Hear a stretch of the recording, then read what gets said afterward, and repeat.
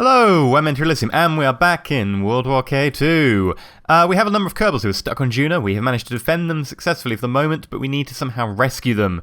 So this episode, we will be building a rescue craft and then trying to hold off the mech jub forces until we can escape. So we need a craft that's capable of carrying, 7 Kerbals? Because we've got 6 who were down there originally now, plus Jeb. So 7 Kerbals. We'll also put an extra Kerbal on to fly it down, so there'll be 8 seats available.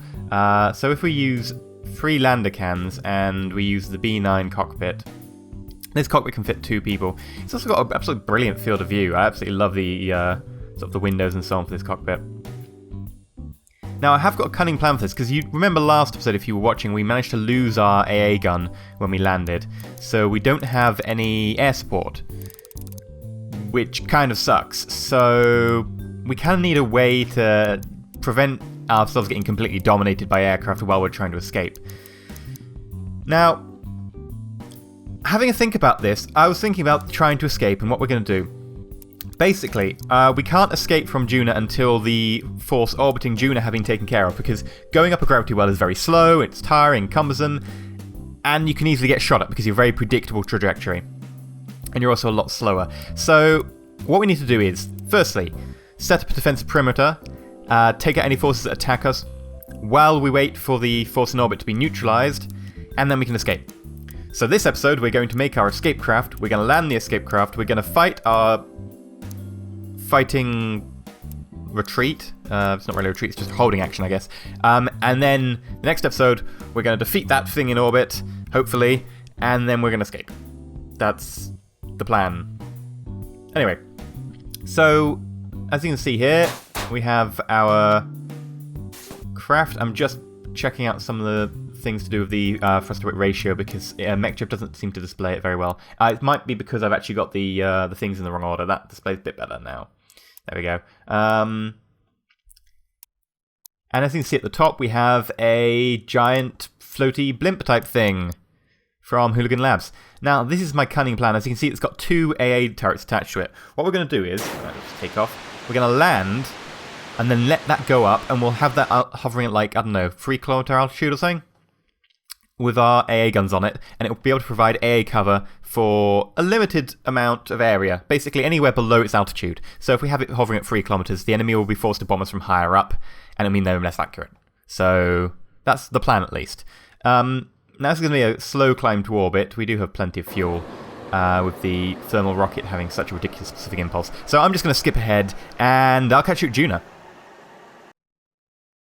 Right, so we're at Duna. I'm actually going to not even bother trying to land this properly. I want to see if the mech jeb unit can, because we are using, of course, the mech jeb little box rather than the actual full-on command pod. The full-on command pod is the one that has the full AI functionality. The little box is fine. Or at least that's my excuse, because I don't stop using mech jeb. The extra data is just so helpful. And I actually just want to see if this can work, because before now I've had problems with this. As you can see, it's pulsating the engine. I don't think it understands the actual thrust of the engine, so it's pulsating it because it's not actually sure what it actually needs from it, because it's not reading it properly from Interstellar. Because of course the engine's power is variable depending on the heat of the reactor attached, and of course we're using an antimatter reactor, which apparently has a ridiculously high heat. So we're coming into land. I'm a little bit worrying because this is kind of fast, especially sideways. The horizontal velocity is pretty damn high right now.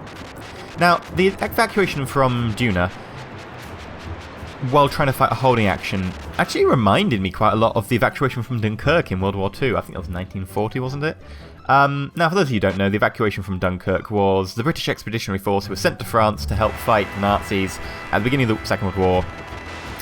Well, we kind of got massively defeated, and the French and the Belgium and the British Expeditionary Force all were retreating, and we ended up getting them all bottled in around Dunkirk. Ooh, let's take off again. That didn't work so well. This is the problem. I can't really see the sights from orbit. You can't zoom in very far from orbit when picking your landing site. So let's manually try and get closer to our actual forces. In addition, actually, this will be really helpful because we need the inflatable AA gun to be close to our forces rather than far away. We actually need defending them. Unfortunately, Jeb's a bit far away to actually get involved in this fight. Now, as I was saying about Dunkirk, the British Expeditionary Force and the French, I think forearms of the French and the Belgian army were all trapped around the Dunkirk area, and are pulled back there after basically flooding a lot of canals nearby to provide some form of speed bump to the advancing German armies. Now, honestly, the German army should have completely crushed them. They shouldn't have been able to get out as many people as they did. They actually managed to get out over 9 days. They got out over 1/3 men from Dunkirk via the British Navy, the French Navy, and a number of small ships. Ah, we've landed. Well, that was surprisingly successful. Right, now what do we need to do? We need to launch the inflatable parachute thing. Inflatable parachute? No, the inflatable balloon. Right. It does seem to have landed without a scratch. I was a bit worried that landing on the lander cans would actually damage it somehow or buckle it. We seem to have come down slow enough. Right, so the AA guns are... I don't need to control that, they're automatically on. They've got auto track active.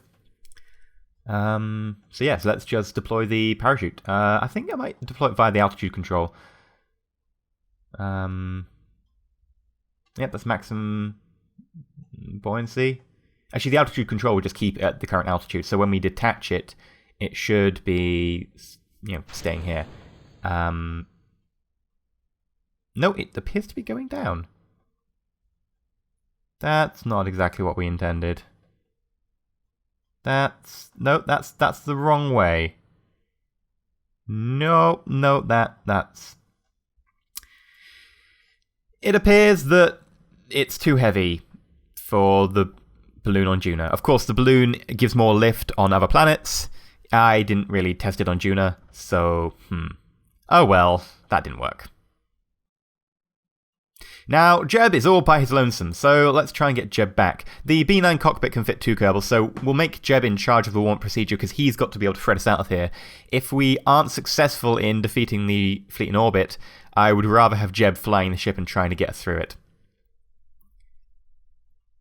So basically, we're going to use the RCS and bump over this hill, and then because he has the parachute attack from the Vanguard parachute mod, by the way, there's an extra DLL for having it attached automatically without having to equip anything. He should be able to just, land like that. Perfect. And back to normal speed. Touchdown! Oh. I think I may have broke KSP. Catch you guys in a second.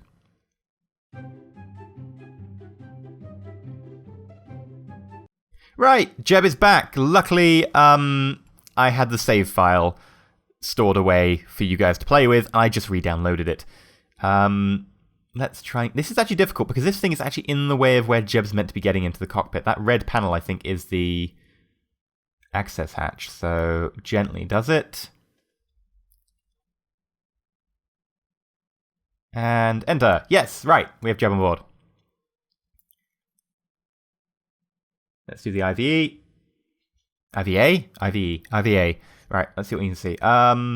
Access hatch. Back of Bill's head. Thank you, Bill, for coming to pick us up. That was very kind of you.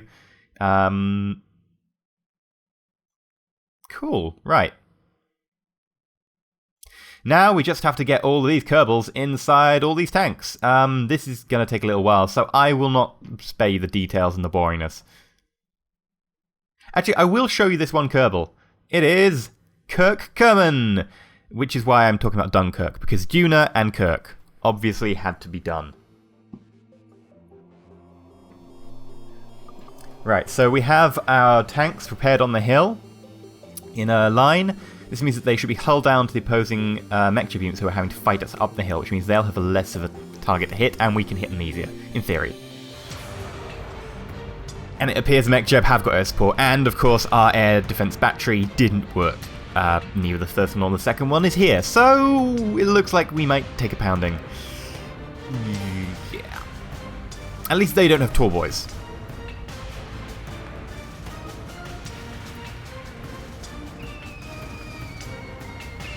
Carpet bombing.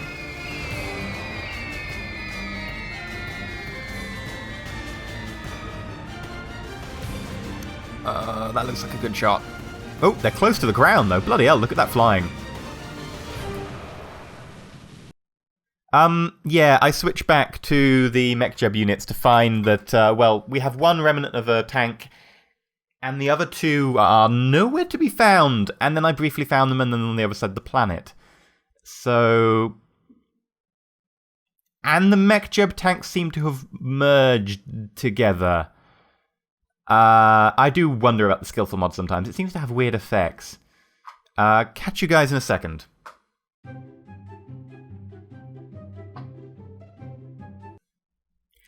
Right, and I'm back. Since we know that definitely one of the tanks was destroyed, I'm going to say that it was one of the tanks was hit, because that seems to be sensible. Those bombs didn't have a high yield. So I had a little go with the whack Kerbal, and now we have a destroyed tank! Isn't it a miracle? Right, so the Kerbals on board have to get out so they're not, you know, in the way. You can see there's a lot of debris behind, which is nice. This tank actually had Wildorf Kermanen, yeah. And Wildorf is actually the commander for this engagement, because he's the highest ranking Kerbal, or at least he's the most veteran Kerbal, currently on Duna. He seems extremely pleased, though, that his tank got destroyed. I'm not quite certain about his sanity sometimes. It is definitely questionable. Right, now, bug's done. Hopefully we can get back to the battle. Oh, balls.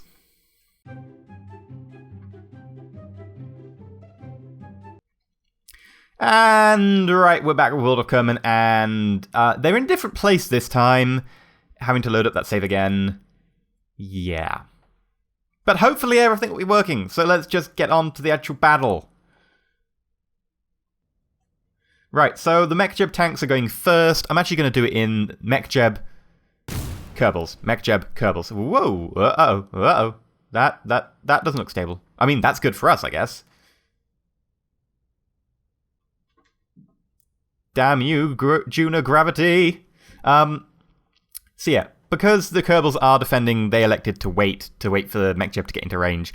It just seems sensible that way, and MechJeb are just going to get into range, and the Kerbals are going to have the go. So the MechJeb forces are going to get to this brow of this hill, and then I assume the Kerbals are going to start firing, because, well, it's a nice defensive position for the Kerbals, and the MechJeb forces are in kind of this down this valley, easy to hit. You can hit the ground around them. The Kerbals on the brow of the hill, hull down, really hard to hit.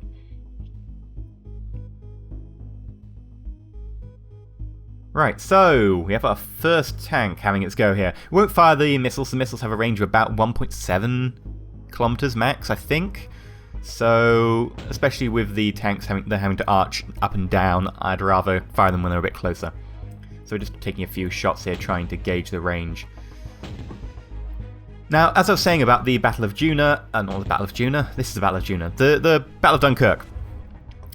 It was actually, the whole evacuation was meant to be 2 days long, and they estimated they could get 45,000 troops. In fact, it lasted 9 days, and they got over 1/3 troops. So it was rather good in that one. But the main reason that happened, and the main reason that we managed to get so many troops out of Dunkirk, was because for some reason the Nazi Germany gave a halt order to its advance, saying don't cross the canals that we'd flooded. Not exactly sure why they did that. I don't think anyone's exactly sure why they did that. That's probably the most contributing factor to the Battle of Dunkirk there. And to say it was pivotal in the Second World War is pretty much correct. And if anything, a little bit of an understatement. Right, so MechJeb's turn now. Now, of course, MechJeb doesn't have any Kerbals, so they can't actually see out of the IVA view, which is what the Kerbals are doing. So they've got a camera attached to the top of the turret. However, if you attach anything to a turret, because the turret is an animated block, and you turn it, things spaz out. So we're turning it via a Infernal Robotics rotor, which has some problems in that it's not as flexible and so on in how it can turn. Like, it's got much bigger degrees of movement, so the fine control is limited.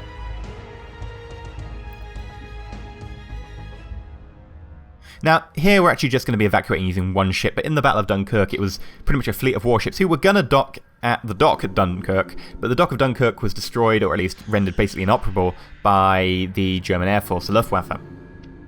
So instead, they would have to pull up near the beach and around the actual, I think it's the mole? What is it called? The stone barrier prevents the inner dock from being hit by lots of waves and stuff. I think it's a mole.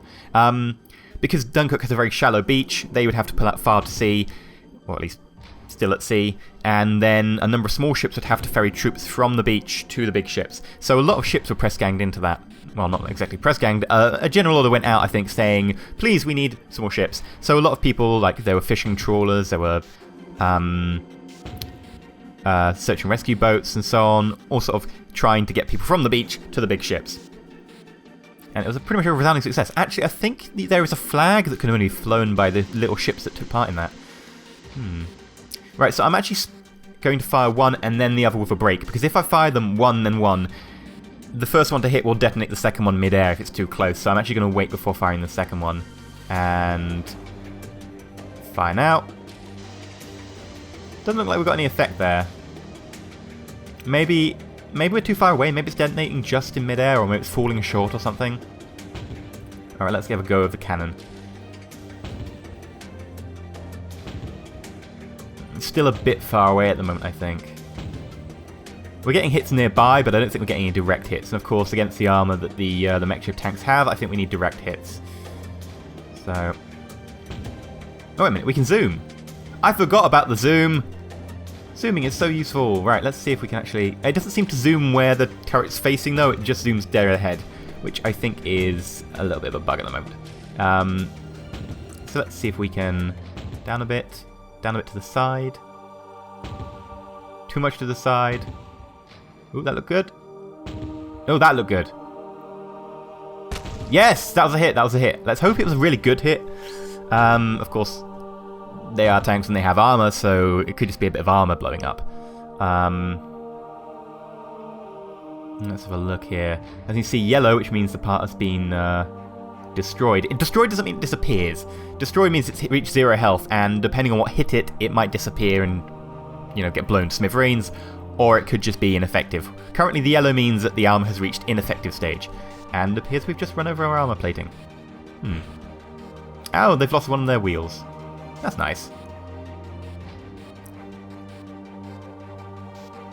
So unfortunately, it doesn't seem to affect the mech tank in any way. It doesn't seem to have, you know, failed to move or whatever. But at least it means that the armor on the front is no longer there, so we can probably get some better hits against its front armor. The range is actually getting pretty close now, especially now we've just figured out the whole zoom functionality. The Kerbals, of course, didn't read the manual on the tank turret. They never do. Silly Kerbals.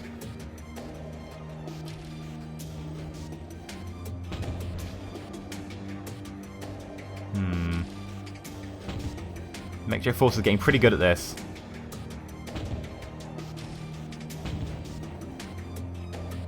Of course, they still have a much harder time. Oh, they figured out the zoom functionality too.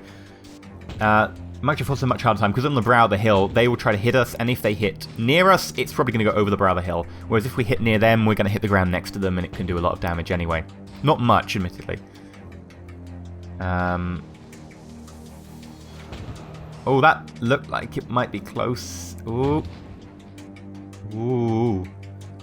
We're getting to pretty lethal ranges now. We're under a kilometre.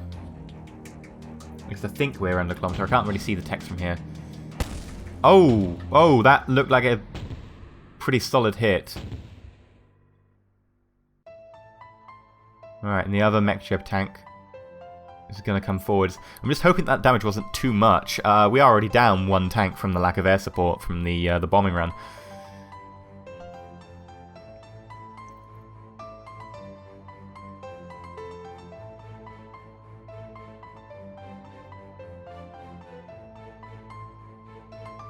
So we have one tank down, another tank that's taken a hit. I don't know how bad. Okay.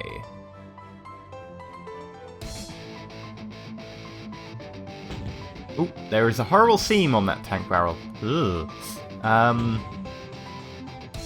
Close.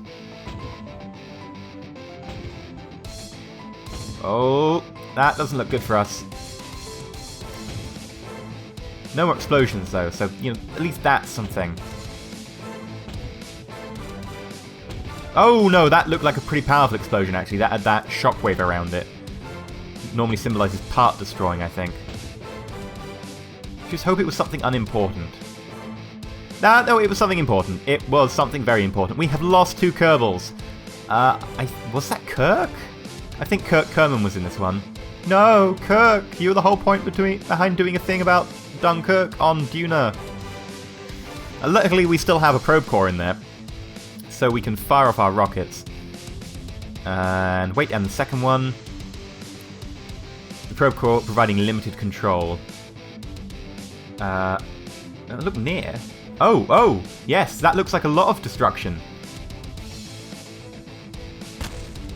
And another hit. 2 hits of those missiles. Oh, it looks like a fire, because I can hear parts exploding. Parts don't explode afterwards, if they're taking more damage, of course, and to take more damage they'd have to be a fire, which is weird, because Duna doesn't have much oxygen, like any, really. And fires should need oxygen, or at least liquid fuel and oxidizer, and there isn't any oxidizer in the tanks. So, at least I don't think there's any oxidizer in tanks. Huh. Maybe we found a flaw in the mech tanks. They actually have some sort of oxidizer on board. Right, let's try and get our last shots here. There's just 1 tank left, and we are pretty damn close. 1 kilometer range. Ooh, that was good. Was that a hit, or was it just very close? Come on. Oh, that looked like a hit. We can finish this battle now. We've lost 2 Kerbals. We cannot lose any more. Oh, yes. Yes, come on.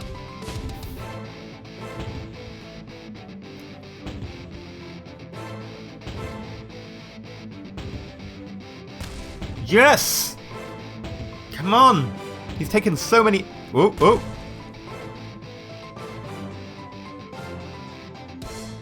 I see smoke. Oh, he's on fire as well. Yes! Score 1 for the Kerbals! That's the second time the Kerbals have won. Oh, at least outright won. Yeah, that looks like they've lost the turret, like they've lost maybe the tracks as well. It was pretty decisive. So, I've been EnterElysium, and this has been World War K. If you like the episode, please like. If you aren't subscribed, please subscribe. Next time, we're going to be trying to take off from Duna, and we're going to try and break the Mekja blockade in orbit. That's going to be fun. Yes, I hope you've enjoyed this episode, and as always, stay shiny.